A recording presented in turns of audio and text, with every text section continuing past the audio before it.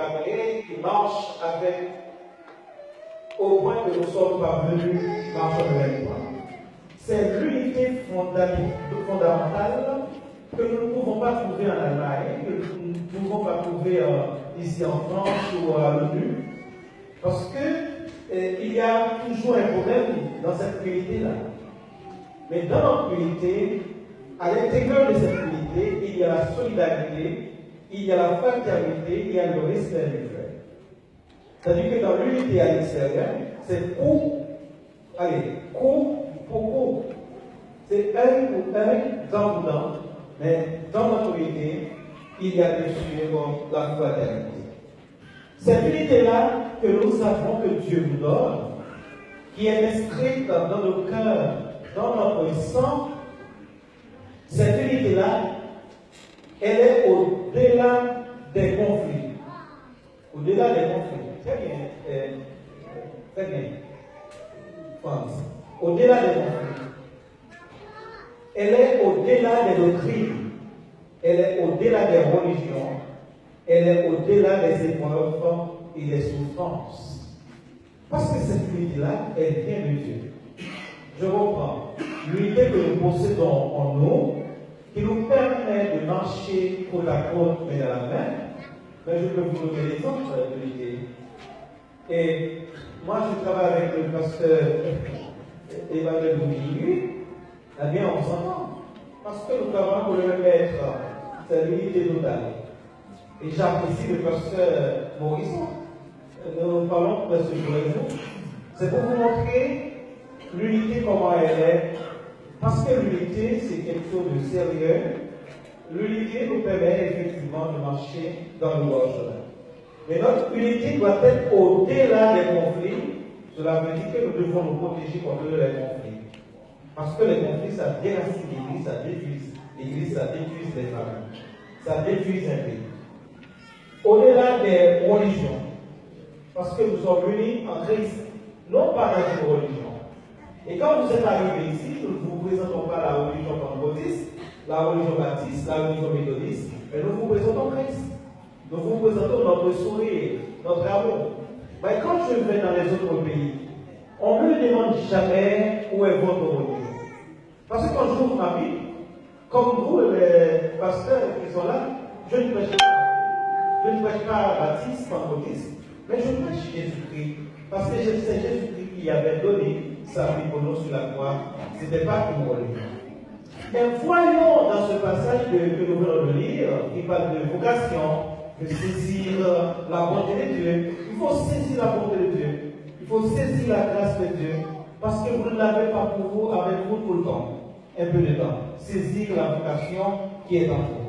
L'encouragement de Paul à l'égard des chrétiens de l'église de Philippe. L'encouragement de Paul à l'égard des chrétiens de Philippe. C'est là pour encourager les chrétiens de Philippe de rester dans l'unité.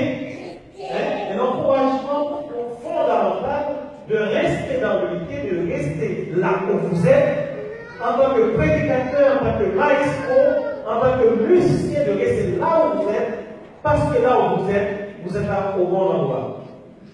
Et quand je vois les filles qui chantent là, ça me donne la joie au cœur de voir la relève de l'Église, la continuité de l'Église. Alors, Paul va dire aux chrétiens de Philippe, seulement au point où nous sommes arrivés, depuis 34 ans, marchons de même pas. Mais, frères et sœurs, mais comment nous pouvons marcher réellement de même pas pour nous et pour Christ? Comment Lionel peut marcher de même pas avec Emmanuel? Comment Emmanuel peut marcher de même pas avec François, avec Jacques, avec André? Comment? Parce que nous sommes tellement différents. Nous avons la personnalité différente, des qualités différentes, des idées différentes, des projets différents. Et c'est très difficile de marcher de même pas avec les gens de Léogane et les gens de la Moline. Ce n'est pas du tout la même conception. C'est difficile de marcher même pas avec les gens qui viennent de l'Afrique, les gens qui viennent de l'Europe. Ce n'est pas du tout la même culture. C'est-à-dire qu'ici, il n'y a ni africain, il n'y a ni haïtien, il n'y a ni français, mais il y a un peuple, le peuple d'Israël. Parce qu'il y a une loi qui nous rassemble. C'est la loi de la divinité, c'est la loi de Dieu. Une loi qui nous rassemble, c'est la loi de la divinité, c'est la loi du Seigneur qui nous apporte l'amour, qui nous apporte la joie.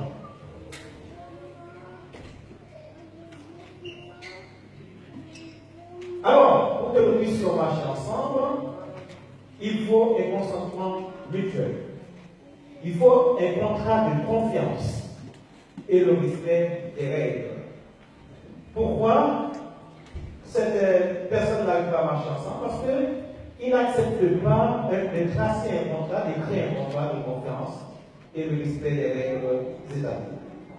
Nous devons avoir, pour que nous puissions marcher ensemble, côte à côte, main dans la main, nous devons avoir les mêmes sentiments qui sont en Jésus-Christ.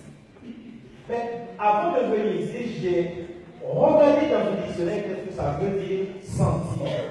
Les mêmes sentiments en Jésus-Christ. Les sentiments en Jésus-Christ, ce sont les perceptions, les sensations, les consciences, les effets, et même sentiments ici signifient même amour, même âme et même pensée. Philippiens 2, sois pur, nous devons être purs, nous devons nous aimer les uns les autres, que notre amour soit pur, que nos paroles soient assaisonnées de zèle, que nos regards ne soient pas des regards menaçants, accusateurs et discours. Vous savez qu'en tant que chrétien, quand je vous regarde, je dois vous regarder avec amour. Je dois vous regarder avec gentillesse. Parce que toi, c'est moi, et moi, c'est toi. J'habite en vous, et vous, vous habitez en moi, comme Christ habite en moi, et j'habite en Christ. C'est pour cette raison qu'entre nous, il n'y a pas de confusion, il n'y a pas de critique, parce que nous sommes tous les enfants du Seigneur. Je ne réponds pas, bien sûr. Nous devons partager la même foi. Marcher ensemble, nous devons partager la même foi, la même persévérance, le même but et le même salut. Nous devons avoir un esprit de tolérance, une conversation qui ne tue pas l'âme d'une personne, mais une conversation qui relève et qui redresse l'intelligence, une conversation douce et attirante. Lorsque nous marchons vraiment ensemble, main dans la main. Est-ce que vous avez déjà vu avec beaucoup de difficultés la gauche s'allie avec l'extrême droite? Vous avez déjà vu ça? La gauche s'allie avec l'extrême droite. Ou l'extrême gauche fait alliance avec l'extrême droite.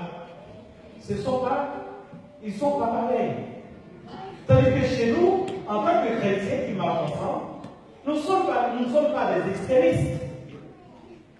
Mais nous sommes des gens centrés sur Christ. Parce qu'en nous, il y a la perfection divine. Et en nous, il y a le respect mutuel. Parce qu'il y a totalement la présence du Saint-Esprit en nous. Mais Paul a analysé la conduite des chrétiens de Philippe. Vous savez qu'à Philippe, dans la ville de Philippe, il y avait eu des chrétiens, mais des chrétiens déterminés, des chrétiens solides, sérieux. Paul disait dans Philippiens chapitre 1er, verset 1er, les chrétiens de Philippe, ils étaient reconnus saints. Quelqu'un qui est reconnu saint, ce n'est pas une Saint-Yves, ni Saint-Jacques, ni Saint-André, mais c'est quelqu'un, effectivement, qui a l'amour de Dieu, qui habite en lui.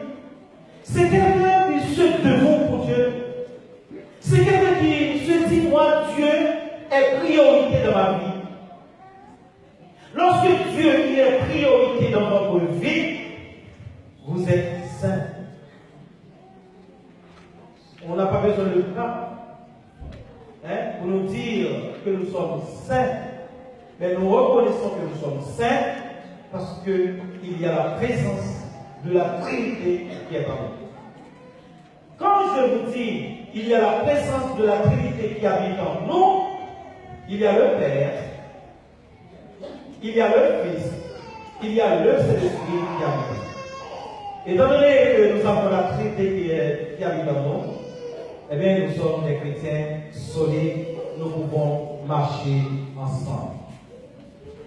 Deuxième chose, c'est que Paul garde en lui un très bon souvenir lors de son séjour, son deuxième séjour dans la ville de Philippe au chapitre 3. Paul croit en prison, il concerne aux chrétiens de Philippe. Pourquoi? Parce que c'est des chrétiens généreux. C'est des chrétiens respectueux. C'est des chrétiens effectivement de vrais adorateurs qui adorent Dieu en esprit. C'est des chrétiens qui sacrifient leur vie pour le Seigneur. Quand on dit, ces chrétiens-là, je les aime. Nous devons aimer tous ceux qui se sacrifient pour le Seigneur. Les chrétiens de Philippe prennent une part importante en annonçant le message de l'Évangile. Quatrièmement, la manifestation de la joie des chrétiens de Philippe. Quoi il y avait eu des épreuves, des critiques, des tribulations, les chrétiens de Philippe étaient toujours en joie. Ils ne se décourageaient pas, parce que ce sont des chrétiens qui s'attachaient à Dieu, non pas à une personne.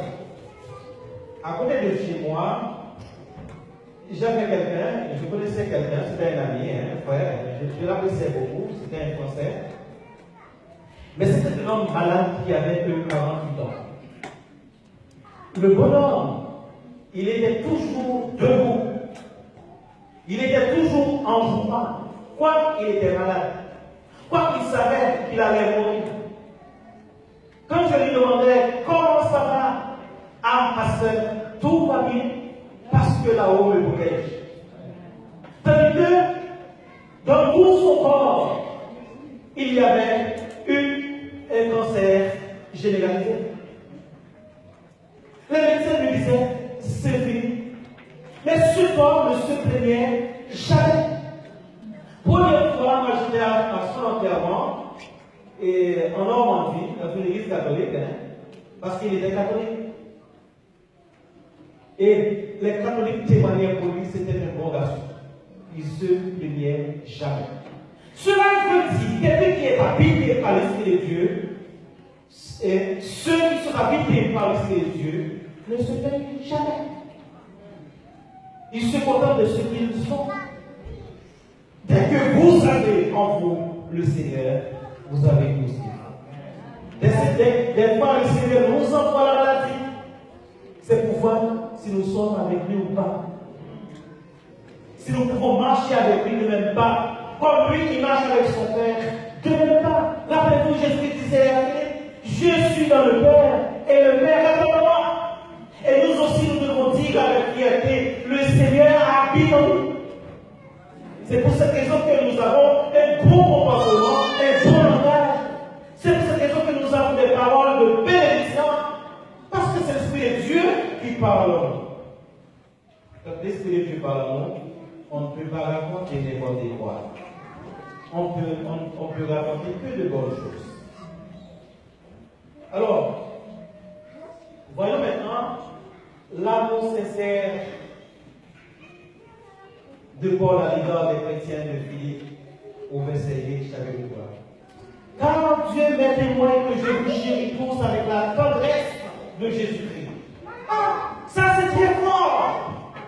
Je vous chéris avec la tendresse de Jésus-Christ qui habite en moi. Quand nous disons, quand nous marchons ensemble, nous dansons ensemble, quand nous disons à quelqu'un que nous l'aimons, ce n'est pas un amour avec du rouge à lèvres qui salit les vêtements. Ce n'est pas un amour hypocrite, mais c'est un amour inspiré par l'Esprit de Dieu. Parce que l'Esprit de Dieu nous porte tout le temps. L'Esprit de Dieu ne pose en nous que de bonnes choses. L'unité, le rire. Vous savez que moi j'aime rire. Des fois, je ris même en dormant. pas dit que je souffre. Je souffre pour ma famille, je souffre pour l'église.